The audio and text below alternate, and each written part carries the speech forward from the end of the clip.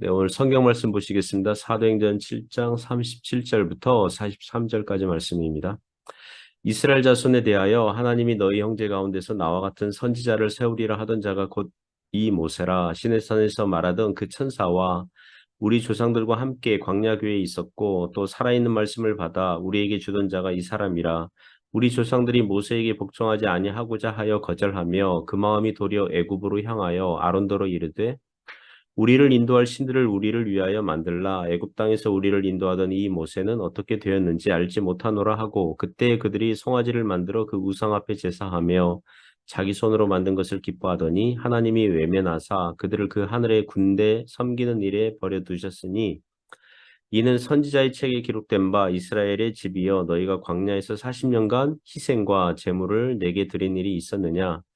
몰록의 장막과 신 레판의 별을 받들었음이여 이것은 너희가 절하고자 하여 만든 형상이로다. 내가 너희를 바벨론 밖으로 옮기리라 함과 같으니라. 아멘. 네, 오늘은 스데반의 설교 5번째 시간으로 모세 3, 모세 3 제목으로 하나님의 말씀 증거하겠습니다. 오늘 성경 본문은 스데반의 설교 중에서 그 출애굽 이스라엘 백성들이 광야에 있을 때에 모세에게 불순종하고 우상 숭배에 빠졌던 죄를 지적함으로써 스데반 당시 유대인들이 예수님을 불순종하고 거절한 죄를 에둘러 책망하는 대목입니다. 몇 가지 교훈으로 은혜를 나누려고 합니다. 첫 번째 교훈은 신자들은 모세처럼 충성되고 신실해야 한다는 것입니다. 37절, 38절에서 말씀하고 있는데요. 37절에서 이스라엘 자손에 대하여 하나님이 너희 형제 가운데서 나와 같은 선지자를 세우리라 하던 자가 곧 이 모세라라고 하였습니다. 이 구절은 신명기 18장 15절에 나오는 구절입니다. 하나님께서 모세에게 이제 그 모세와 그 백성들에게 말씀하신 거죠. 앞으로 오실 그리스도 메시아는 너희 형제 가운데서, 그러니까 예수님께서 이스라엘 사람으로 오신다는 거죠. 너희 형제 가운데서 모세와 같은 선지자를 세우리라. 모세와 같은 선지자. 모세와 같은 선지자는 무슨 뜻이겠습니까? 히브리서 3장 5절 6절 보시면 모세는 하나님의 온 집에서 종으로 신실하였고 그리스도는 하나님의 집을 맡은 아들로서 그와 같이 하셨다고 합니다. 그러니까 모세와 같은 선지자는 모세처럼 신실하고 충성되게 하나님의 말씀을 가르친 전달한 성격의 선지자였듯이 그리스도께서 그렇게 모세처럼 신실하고 충성된 성격의 메시아로 오실 거라는 것입니다. 그러니까 모세가 그렇게 오실 그리스도를 미리 보여주는 인물이거든요. 38절에서는 시내산에서 말하던 그 천사와 우리 조상들과 함께 광야교회에 있었고 또 살아있는 말씀을 받아 우리에게 주던 자가 이 사람이라. 시내산에서 말하던 그 천사는 여호와의 사자죠. 또 어제 말씀드렸듯이 구약시대에 나타나신 제2위 성자 하나님 그리스도라고 보면 됩니다. 모세가 광야에서 그 천사와 함께 있었다고 그러고요. 그리고 우리 조상들과 함께 광야교회에 있었다고 합니다. 스데반은 여기서 의도적으로 출애굽 광야 이스라엘 백성들이 있었던 광야, 그곳을 광야교회라고 합니다. 자, 왜 그렇습니까? 스데반 당시 유대인들은 그저 예루살렘 성전을 미신처럼 떠받들고 있었거든요. 하나님께서 장소를 초월하셔서 광야에 있는 이스라엘 백성들과도 함께 계시니 그들이 광야교회, 구약교회라고 이제 말씀하고 있는 거죠. 계속 말씀을 보면 또 살아있는 말씀을 받아 우리에게 주던 자가 이 사람이라고 했습니다. 여기서 살아있는 말씀은 모세 율법을 얘기합니다. 이 지점에서도 스데반은 모세 율법을 모독했다, 거슬러 말했다는 죄목으로 고발당했는데 스데반은 모세 율법을 어떻게 생각하고 있냐면 살아있는 말씀이라고 제대로 짚어주고 있는 거죠. 스데반은 모세 율법을 모독한 적이 없습니다. 우리는 여기서 이런 질문을 할 수 있습니다. 모세율법은 사람을 정죄하는 기능이 강하여서 사람을 죽이는 말씀이라고 할 수 있는데 왜 여기서는 살아있는 말씀이라고 합니까? 라고 질문할 수 있습니다. 먼저 모세율법은 하나님의 말씀이기 때문에 살아있는 말씀입니다. 그 말씀 따라서 순종하며 생명 얻도록 하셨습니다. 물론 사람으로서는 그 말씀 따라서 순종하는 자가 없지만 오직 주님만 그렇게 하셨지만 시편 1편 2절에서 복 있는 사람은 여호와의 율법을 즐거워하고 주야로 묵상하는 사람이다 라고 했습니다. 그리고 천지는 변해도 하나님의 말씀은 1.1획도 바뀌지 않는다는 점에서 생명의 말씀이라고 할 수 있습니다. 두 번째로 이 율법의 성격은 그 사람으로 하여금 죄인임을 깨닫도록 해서 자기가 지금 하나님의 심판을 받게 된 처지를 알게 하는 정죄의 기능은 결국 그 죄인으로 하여금 무엇 하려고 하는 것입니까? 그를 구원하실 그리스도에게 가도록, 그리스도를 찾도록 하는 이 초등교사 역할, 복음의 도우미 역할을 하고 있는 거죠. 그러니까 율법의 기능이 사람을 정죄하고 죽이는 그 기능은 결국은 그 사람을 살리도록 하는 목적과 의도이기 때문에 율법은 살아있는 말씀이라고 할 수 있습니다. 그리고 예수께서 요한복음 5장에서도 말씀하셨듯이 구약 말씀, 특히 모세율법이 영생을 주시는 예수님을 가리키고 있고 모세를 믿었다면 예수님도 믿었을 것이라고 하셨으니 율법과 복음은 맡은 역할이 다를 뿐 사람을 살리고 구원하는 목적은 동일하다고 하겠습니다. 자, 이렇게 스데반이 모세를 그리스도의 예표된 인물이고 율법을 전하여 준 사람으로 말을 하는 이유는 유대인들이 뭐 한 것입니까? 스데반 당시 유대인들이 뭐 했어요?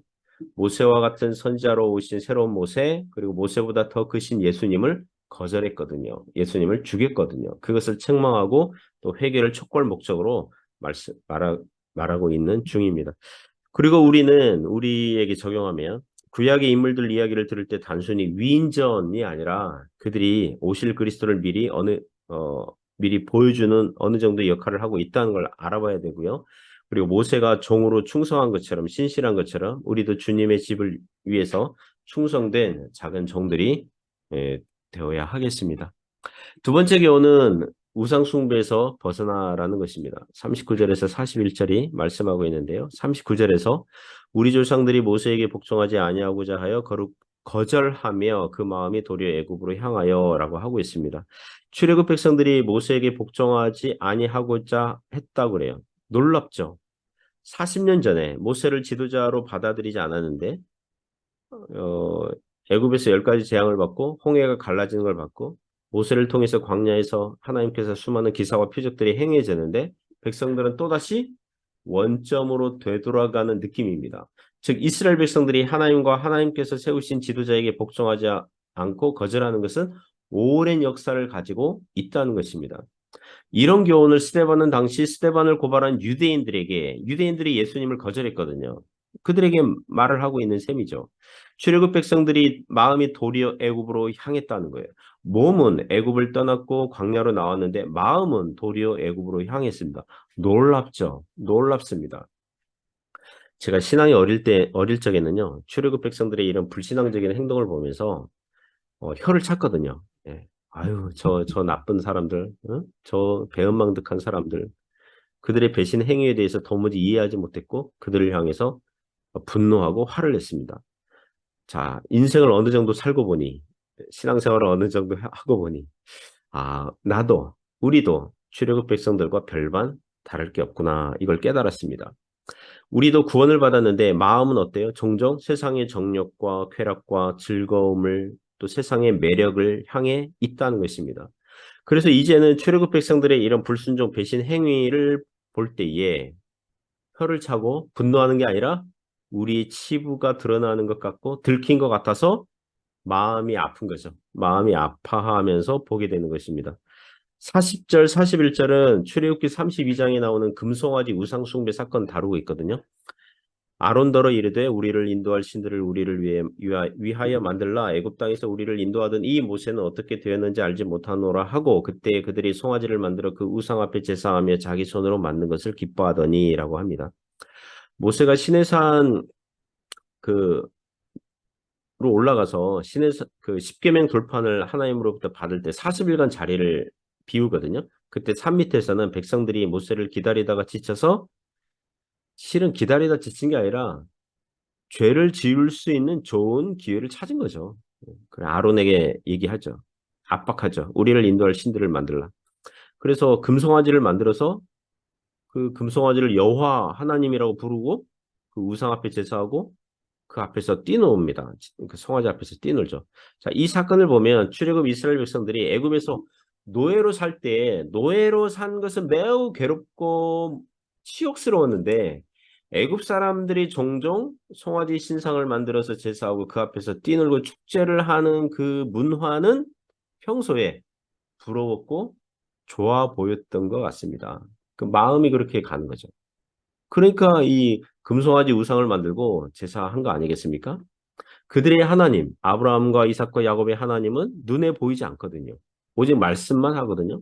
신의 산에서 하나님께서 강림하셔서 첫 번째로 주신 게 십계명이거든요. 하나님 말씀이에요. 말씀만 있어요. 물론 나중에 성전을 만들라고 하시지만 오직 말씀만 하세요. 말씀이 우선이에요. 십계명 말씀을 들어보면 사람이 자신의 탐욕대로 신을 마음대로 조종할 수 있는 게 아니거든요. 우상은 뭐예요? 사람이 일방적으로 신에게 사람의 기도와 소원을 알려드리고 그에게 합당한 제물을 드리면 그 신은 닥치고 응답해주면 좋은 거거든요. 그러나 이스라엘의 하나님은 인간의 이 조종질에 속지 않으신단 말이에요. 하나님은 이스라엘 백성들에게 거룩하게 살라고 하고 도덕적으로 살라고 하고 세상을 본받지 말라고 하세요. 한마디로 재미없는 거예요. 그들은 우상도 만들어서 우상을 꾸미고 축제도 하고 기쁘게 뛰놀고 싶고 우상신들을 많이 만들어서 인간의 각종 소원을 들어달라고 떼를 쓰고 싶은데 이스라엘의 하나님은 그것을 금지하시니까 답답한 거예요. 재미없는 거예요. 지루한 거예요. 그래서 그들은 눈에 보이는 금송아지 우상을 만든 것입니다. 오늘날 우리도 마찬가지예요. 우리는 어느새 재물신을 섬기고 있는 것은 아닌지 되돌아봐야 됩니다. 입으로는 하나님을 믿는다 그러면서 우리의 마음은 재물의 부요함, 풍성함을 하나님을 믿는 것보다 의지하는 것보다 더 믿고 더 의지하고 있는 것은 아닙니까? 돌아봐야 됩니다. 우리는 혹시 나를 성공시켜줄 인맥을 하나님보다 더 섬길 수 있습니다. 근래 그 인기 있는 드라마 중에 그 재벌집 막내 아들 뭐 그런 드라마 있지 않았습니까? 사람들이요. 재벌집 자식이나 재벌집 그 손주로 태어나면 얼마나 좋을까? 그 대리만족 시켜주는 거거든요. 아직도 신데렐라식 이야기가 인기 있는 이유가 이 세상에서 잘 되고 형통하는 것을 가장 최고의 가치로 두고 있기 때문에 그런 것입니다. 사랑하는 성도 여러분, 그러므로 우리가 영적으로 긴장하고 깨어 있어야 됩니다. 그 하나님 외에 주인 삼은 것들은 없는가 되돌아보시기 바랍니다. 그래서 우상 숭배에서 벗어날 수 있기를 축복합니다.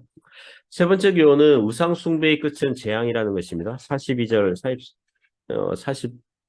43절 보시면 42절에서 하나님이 외면하사 그들을 그 하늘의 군대 섬기는 일에 버려두셨으니 그러는데요. 그 41절 그 말미에 그들이 우상 숭배에 빠지니까 그러니까 42절에 그들이 우상 숭배에 빠지니까 그들이 회개하지 않고 계속 우상 숭배에 빠지니까 하나님께서 놔두신 거죠. 내버려 두신 거죠. 계속 우상 숭배 죄에 내버려 두신 거죠. 그랬더니 어떻게 됩니까?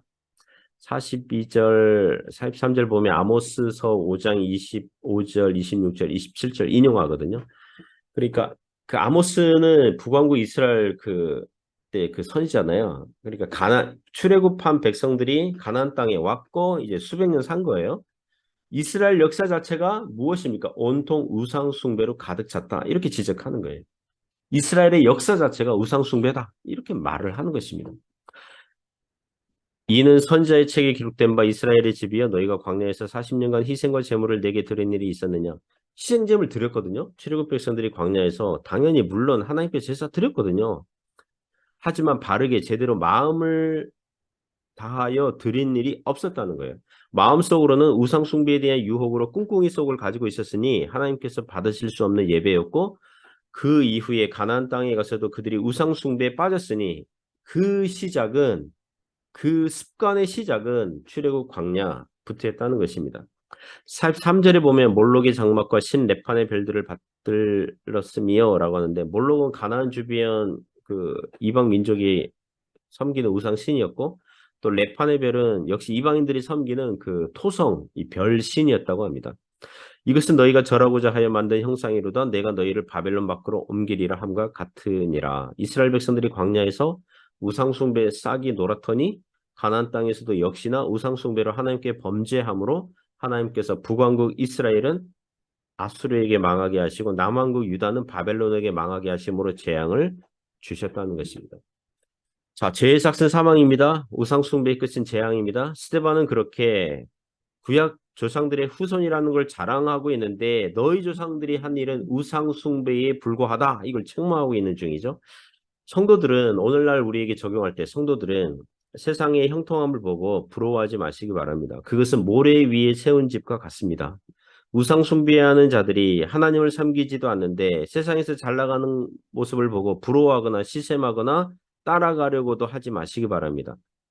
특히 교회는 세상과 달라야 됩니다. 세상과 같아지려고 하는 것은 우상 숭배의 지름길입니다. 교회는 성도는 하나님의 능력과 은혜로 사는 사람들입니다. 오늘도 하나님의 능력과 은혜를 의지하시기 바랍니다. 그 무엇보다 바르게 영과 진리 안에서 바르게 예배하는 데 승리하는 저와 여러분 되시기를 주님의 이름으로 축복합니다.